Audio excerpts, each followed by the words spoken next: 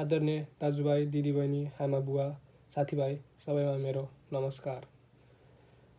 म चाहिँ आज अलिकति एउटा विशेष महत्त्वपूर्ण कुरा गर्न गइरहेको छु। हाम्रो नेपालमा अब आउँदै गरेको फागुन 21 को चुनाव चाहिँ एकदमै महत्त्वपूर्ण छ।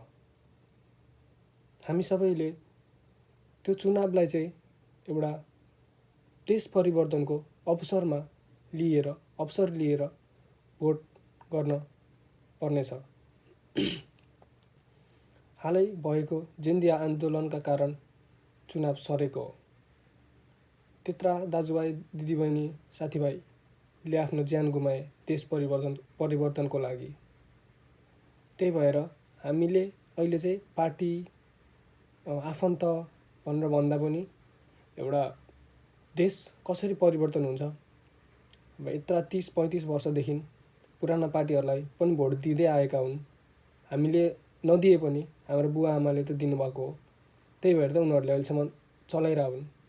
यत्रो वर्ष देश चलाउँदा पनि देशले केही प्रगति नगरेको हुनाले यो पालि चाहिँ आफ्नो पार्टीप्रतिको आस्था राखे पनि, पार्टी नछोडे पनि भोट चाहिँ परिवर्तन गरेर एउटै पार्टीलाई 5 वर्षको कार्यकाल चलाउन दिने गरी सबैजनाले सोचेर बुझेर भोट हाल्न अनुरोध गर्दछु।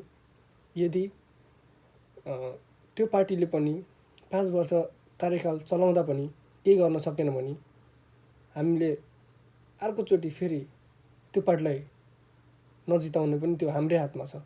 सबै कुरा हाम्रै हातमा छ। सबै कुरा हामी जनता नै हौँ। तर जनता मूर्ख भेडा हुनु भएन। हामीले भोट परिवर्तन गर्न सक्नु पर्यो। त्यही भएर यदि तपाईहरुलाई पार्टीबाट केही फाइदा हुन्छ भने पनि ठीक छ।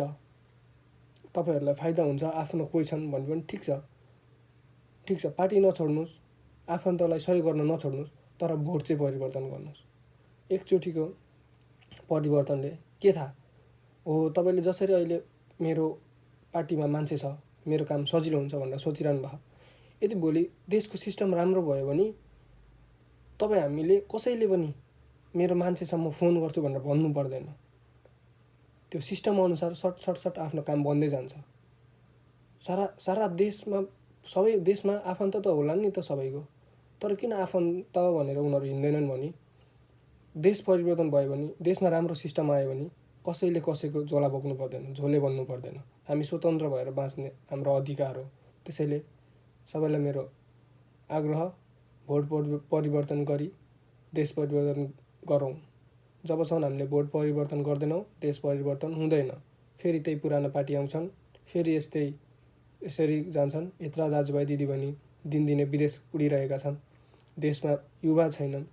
त्यही भएर सोचेर बुझेर भोट गर्नको लागि मेरो अनुरोध छ। धन्यवाद।